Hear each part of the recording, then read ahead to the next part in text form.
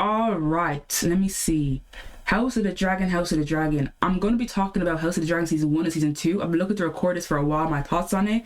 I did a rewatch of it. I already watched it, but like, I feel like when I watched it this time, I had understanding. When I first watched it, I hadn't a clue what I was, like, I hadn't a clue.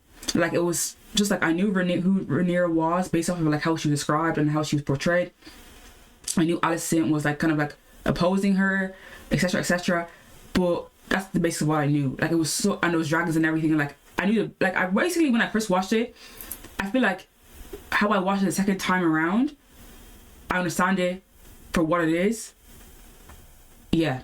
Like, I didn't understand it basically at all in the beginning when I first watched it. So, my take on it. So, young Rhaenyra, right, is a very interesting character. She's exploring. She's figuring out her life, you know, post like with her dad's reign, post her mother's death. You know, she's learning to navigate that. You know, she's exploring her youth and she's growing up. She's seeing how ruling is happening, how, you know, control, the different dynamics, politics, all of that. She's mixed with this girl called Alicent. Alicent ends up getting with her dad. She doesn't like it, understandably. It's a lot for her. And then you got the likes of Daemon. Daemon is such a mysterious, cunning figure. There were times where I was like, man, what is he going to do now? You know what I mean? You know, he takes a liking to Rhaenyra. You know, we've got a bunch of stuff happening. You have people like Laenor. They have their little agreement, Rhaenyra and Laenor. They want to live their own lives. They want to do their own thing. You have people like Kristen Cole. Kristen Cole, I'm not gonna lie, he was kind of tripping. Like, I get it, like, you liked the girl, but it's like, he knows how this shit goes. You know what I mean? Like, the dynamics of everything is already all over the place. Like, thinking that you can just run away and leg it and she's gonna be on it, you know? And then again, he's only human, isn't he? So there was that.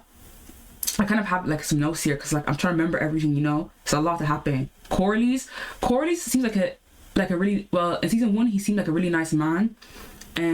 He's just doing his job, you know. He's working by the sea, the ships, all of that.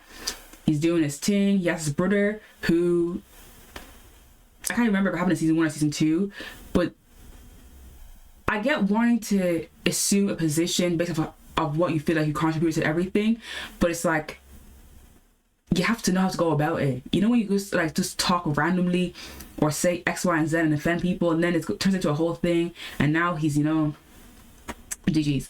But yeah. What else happens? A lot happened, to be fair. The wedding feast happened, where it was a whole madness. I feel like it was also choreographed well, how that went down. I actually liked the characters. So young Rhaenyra was a good actress. She did good. You know, all the characters were very entertaining to watch. Why is my laptop trying to tell me about sword space? Anywho, let's get back into it. So yes, then you got Alicent and her sons, who, you know, have a like resentment towards Rhaenyra's sons, and you know, it's a mess basically. It's like a chaotic family dynamic. You got things like, what else happens? Elena's funeral. Oh yes, Aemon claims that dragon. And then yeah, Aemon also going after one of Rhaenyra's sons. I can't remember who it was. I think it was Joffrey. Was it Joffrey?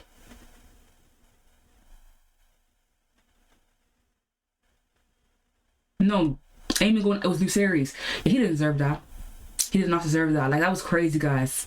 And then Viserys dies, and Alicent, you know, misinterprets what Viserys says about, you know, A Song of Ice and Fire and Aegon's conquest, this, that, and the third. And then you have this whole civil war going on.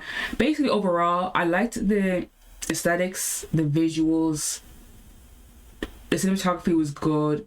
The story was good. There were some parts where they were longer than others, but for the most part, it was a good story.